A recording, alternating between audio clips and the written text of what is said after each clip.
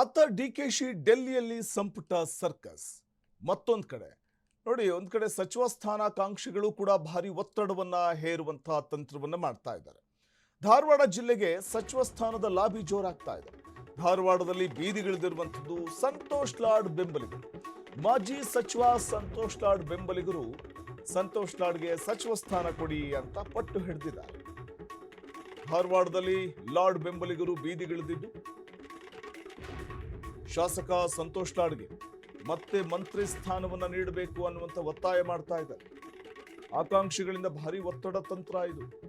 ಧಾರವಾಡ ಜಿಲ್ಲೆ ಅಳ್ನಾವರ ಪಟ್ಟಣದಲ್ಲಿ ಪ್ರತಿಭಟನೆ ನಡೆಸಿದ್ದಾರೆ ಸಂತೋಷ್ ಲಾಡ್ ಬೆಂಬಲಿಗರು. ಪಟ್ಟಣ ಪಂಚಾಯಿತಿ ಬಳಿ ಪ್ರತಿಭಟನೆ ಮೂಲಕ ಆಗ್ರಹ ಮಾಡ್ತಾ ಇದ್ದಾರೆ.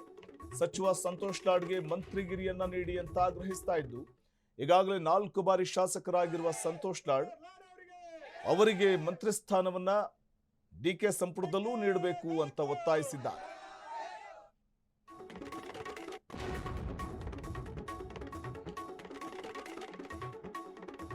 ಧಾರವಾಡ ಜಿಲ್ಲೆಯ ಅಳ್ನಾವರ ಪಟ್ಟಣದಲ್ಲಿ ಈ ಸಂಬಂಧ ಲಾಡ್ ಬೆಂಬಲಿಗರು ಪ್ರತಿಭಟನೆ ನಡೆಸಿದ್ದಾರೆ. ಪಟ್ಟಣ ಪಂಚಾಯಿತಿ ಬಳಿ ಪ್ರತಿಭಟನೆ ಮೂಲಕ ಒತ್ತಾಯವನ್ನ ಮಾಡಿದ್ದಾರೆ. ಸಚಿವ ಸ್ಥಾನ ಸಂತೋಷ್ ಲಾಡ್ಗೆ ಸಿಗಬೇಕು ಅಂತ ಆಗ್ರಹಿಸಿದ್ದಾರೆ. 4 ಬಾರಿ MLA ಆಗಿದ್ದಾರೆ ಲಾಡ್.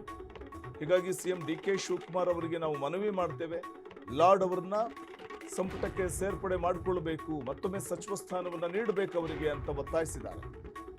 ಸಂತೋಷ್ ಲಾಡ್ ಅವರ ಅಭಿಮಾನಿಗಳಿಂದ ಸರ್ಕಾರಕ್ಕೆ ಆಗ್ರಹ ಇದೆ.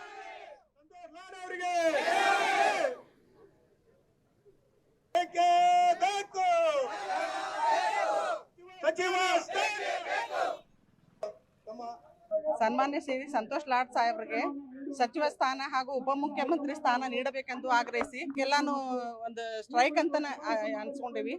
ಆದ್ರೂ ಅತಿ ದೊಡ್ಡ ಪ್ರಮಾಣದಾಗ ಏನಾಗಿಲ್ಲ, ಇದಿಷ್ಟು ಸಣ್ಣ ಪ್ರಮಾಣ, ಇನ್ನೂ ಅತಿ ದೊಡ್ಡ ಪ್ರಮಾಣದಾಗ ಆಗ್ಬೇಕಂತೈತಿ.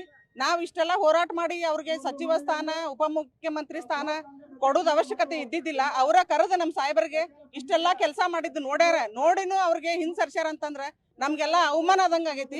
ಅದಕ್ಕೆ ನಮ್ಮ ಭಾಗದ ಜನಪ್ರಿಯ ಶಾಸಕರಾಗಿರ್ತಕ್ಕಂಥ ಸನ್ಮಾನ್ಯ ಸಂತೋಷ್ ಲಾಡ್ ಸಾಹೇಬರು ಈ ಹಿಂದೆ ಸಿದ್ದರಾಮಯ್ಯ ಸಾಹೇಬರ ನೇತೃತ್ವದ ಸರ್ಕಾರದಲ್ಲಿ ಕಾರ್ಮಿಕ ಸಚಿವರಾಗಿ ಅತ್ಯುತ್ತಮ ಕೆಲಸವನ್ನು ಮಾಡೋದ್ರ ಜೊತೆಗೆ ಕಾರ್ಮಿಕ ಇಲಾಖೆಗೆ ಒಂದು ಹೊಸ ಕಾಯಕಲ್ಪವನ್ನು ತಂದು ಕೊಟ್ಟಿರ್ತಕ್ಕಂಥ ಭರವಸೆ ನಾಯಕ, ಕಾಂಗ್ರೆಸ್ಸಿನ ಭರವಸೆ ನಾಯಕ.